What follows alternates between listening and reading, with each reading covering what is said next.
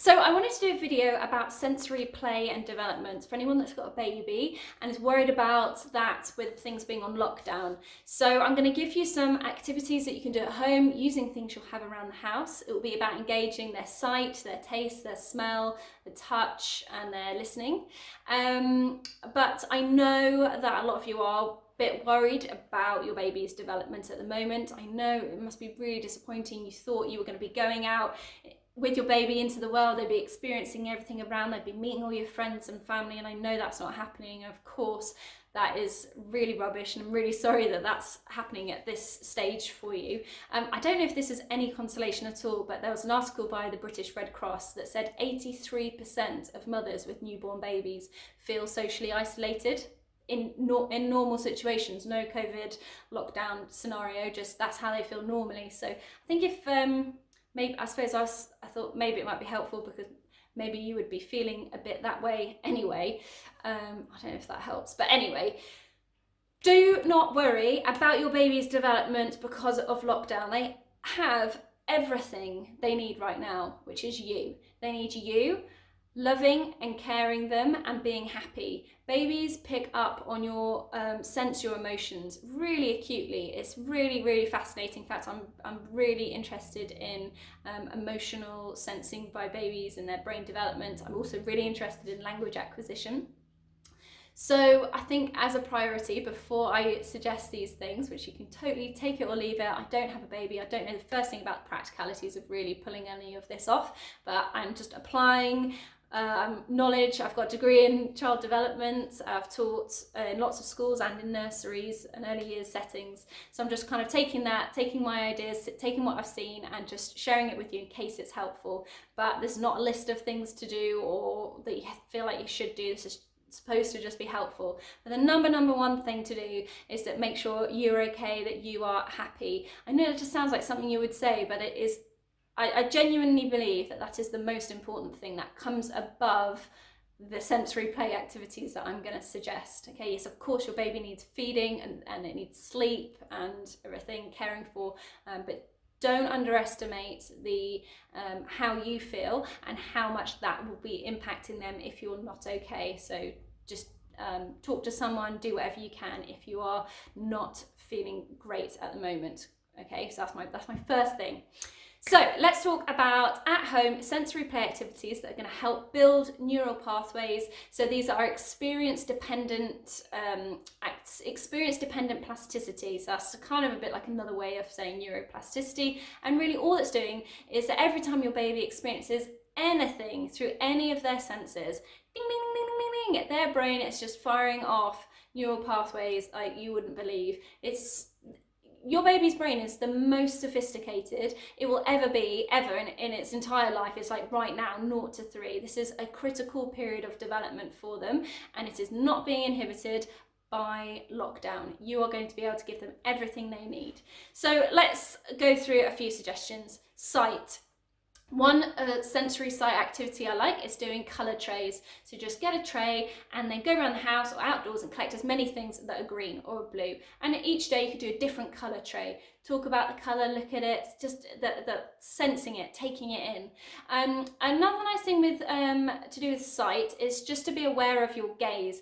Your baby is tracking your eye gaze, so you won't necessarily notice it or see it, but when you're talking about an object, just slow down your gaze so they can follow and track what you're looking at and what you're talking about. Object permanence is a stage of development that comes in around 8 months. This is the idea that your baby can understand that when an object's not, when they can't see it, that it still exists in the world. So this can be if they're around 8 months, or you could try this from 6 months, but if they're around 8 months, play it as a bit of a discovery game, like a little baby hide and seek game with a toy. So take a teddy bear, show it to them, then put a tea towel over the top. Can they, will they look for it still? And they'll love like lifting it up and be like, oh, it's there. But if they don't, then all that really means is they just not haven't passed through that stage of development. That's not a thing to get hooked on. Don't get obsessed with baby development stages. Every baby and child develops at different paces for different reasons in different areas. They can be helpful to know, you know, like I wouldn't bother playing this game if your baby is only 3 months, because they won't have the ability to understand object permanence yet. perhaps. So I think it can be helpful, but just do not get hooked on this. I think this can be this goes the whole way through into school, where parents are like, oh, they should be here and they should be there, and I'm like, yes, but they're also brilliant at this, and they're also okay. So moving on from sight is taste. Taste is a really easy and fun way to do with babies. You can pick really nice things like smoothies or hot chocolate and sweet things, but you can also do lots of contrasting ones. You can do lemon. It's obviously like a classic one. People film their babies tasting lemon for the first time. Salt and pepper, sweet and sour, or types of things. So definitely do that every time you're cooking. Just give them a little something just to try and taste and keep those taste buds going and that sensory activity going. Smell, again, really similar to doing taste. Ideas with this, you could get 2 different hand lotions and let them smell like that. Every time you're cooking, again, great opportunity for them to smell different herbs and spices. Tea bags, smelling those. Scented Play-Doh can be a really nice one to make. Just put some lavender, or all sorts of ideas on doing scented Play-Doh online. Spice paint, I thought was quite a nice idea. Just making 3 little pots, different spices and some waters and a brush, and let them paint around with those. Touch is a really, really key sensory area to develop, and you can do this by doing treasure boxes. Just get a box, fill it up with different textures and things, let them play with it the next day, empty it out, make a different treasure box. You can also do things like frozen jelly. They can play around with that. In fact, any contrasting experiences will really enhance their sensory play and development, whether it's smell and taste or touch. Spaghetti is a nice one for them to feel around with. Put some frozen peas and some water in a tray. They can play around with that. If you've got a hula hoop and you're not exercising with it, wrap different fabrics and things around the edge, set them in the middle, and they can feel around with that.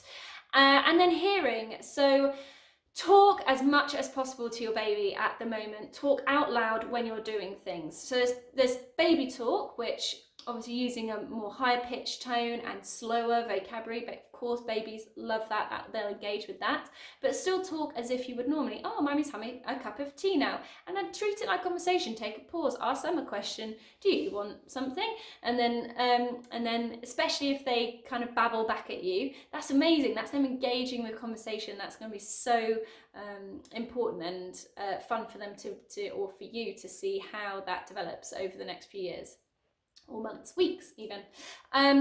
One thing when you're talking out loud, a good thing to do is to not use pronouns. So don't say, do you want it? Say, do you want the ball? So try and use vocabulary for items as much as possible. I love language acquisition with learning a second language. I find this fascinating. If you are introducing a second language to your baby, now is the time to do it. And they do say, I'm not totally sure on the research on this, but they tend to say that it does need to be in person. It doesn't actually work if you just put like Spanish tapes on. That doesn't really work. But if you can speak a second language and you've discussed it and this is something you're doing, then yay, I would love to know how that's going for you. And sensory bottles, you could just get a plastic bottle, fill it with pasta or rice, shaking it. Or obviously less enjoyable for you, but hitting pans, all sorts of different sounds would just be really, really helpful for them. Another nice activity I saw was getting paintbrushes, putting bells on the end and then painting with them, so it's sound painting. So sight, taste, smell, touch and listening, 5 key senses that you can do with your baby at home. Most of all, they need love, they need to feel safe, they need food, they need sleep, but all of these things will help build new neural pathways that will enable them to do more complex learning later on, problem solving and things like that. There's a nice app called Easy Peasy app that I saw. You can put in the age of your baby, it'll give you some sensory play ideas for them.